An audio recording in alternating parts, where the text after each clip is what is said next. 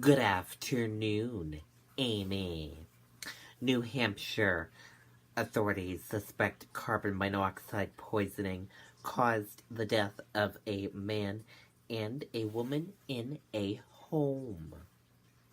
State police were requested to respond to the home in Lyman on Tuesday for a welfare check. They found the man and woman dead, along with several cats and dogs. State Fire Marshal Paul said the cause of the suspected carbon monoxide releases is still under investigation. Autopsies were scheduled for Thursday.